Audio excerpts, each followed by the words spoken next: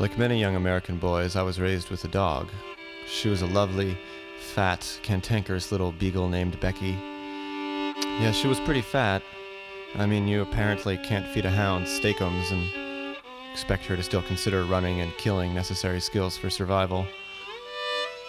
I loved Becky, but she's gone now, dead.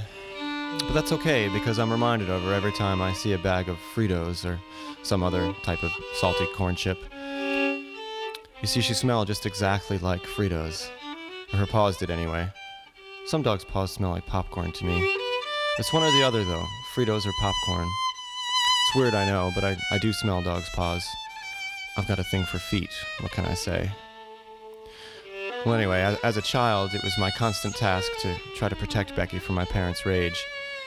She was always shitting or pissing in the house, general misbehaving, and they would get very, very angry and hit her, rolled up magazines, shriek. It was very upsetting for an 8 or 9-year-old boy. So one year I decided to play a trick on them. It was just after Easter and we were coming home from dinner. There was still plenty of candy in my basket. So when we walked in the house, as my parents and brother were still removing their coats, I ran upstairs to the living room and started unwrapping chocolate eggs and Hershey's Kisses. I put them in a little pile in the middle of the living room floor, and as you can imagine, it looked just like a pile of crap. That's right, turds.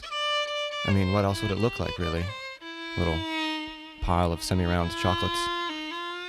So I stood between the pile and the entrance to the room, and as my parents entered, I met them with a look of, "Don't be mad, don't be mad," which I knew would make them really mad right away, and it did. My father started looking around for something to be upset with, and he certainly found it when he saw that pile of dog shit in the middle of the living room floor.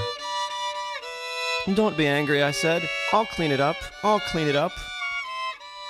He rolled up a copy of New Jersey Living magazine with Joe Piscopo on the cover and started yelling for Becky, and my mother started shrieking, relatively incomprehensibly, but she was shrieking. And I said, "I'll clean it up again," pathetically, as I sank to my knees and started shoveling the crap in my mouth.